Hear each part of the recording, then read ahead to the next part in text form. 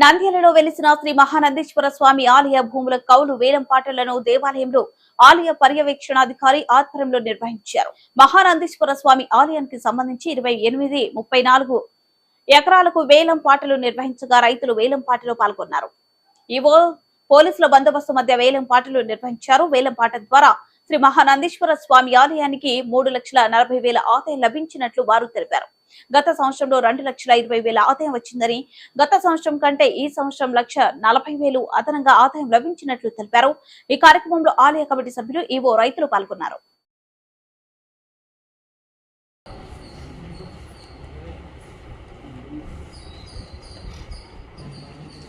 రవికుమార్ పాట 900 నెల ఇంటికి ఈ లోపల సార్ వీక్ లోపల రెండవసారి 2.5 2.25 పోతుందయ్యా. శ్రీనివాసుల పాట 1000 రూపాయలు 2.25 పోతుంది. రైట్ మూడోసారి రవికుమార్ పాట ఏ శ్రీనివాస్ రెడ్డి 1400.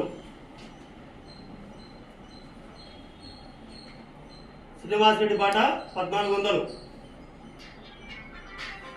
ఒకటవసారి రవికుమార్ 1600.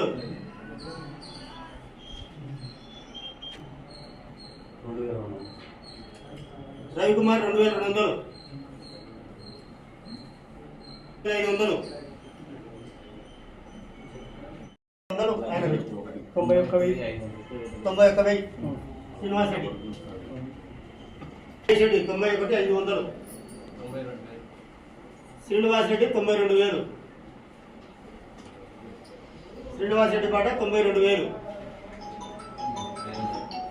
నాగేష్ రెడ్డి 92,500. శ్రీనివాస్ రెడ్డి 95,000. నాగేష్ రెడ్డి 95,500.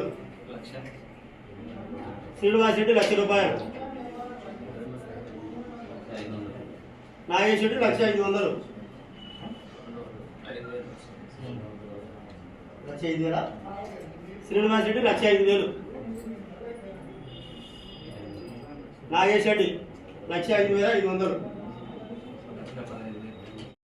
ఈరోజు నంద్యాల పట్టణంలో వెలిసిన శ్రీ బ్రహ్మానందేశ్వర స్వామి దేవస్థానం సంబంధించినటువంటి ఖాళీ స్థలము మరియు భూములను బహిరంగ వేలంలో గుత్తలకు ఇవ్వడం జరిగినది.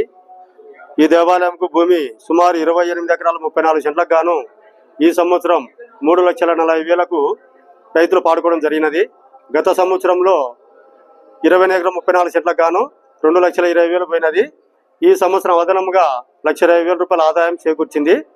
ఈ యొక్క కార్యక్రమంలో ధర్మకర్తల మండలి సభ్యులు, అలాగే సిబ్బంది, రైతులు పాల్గొనడం జరిగినది.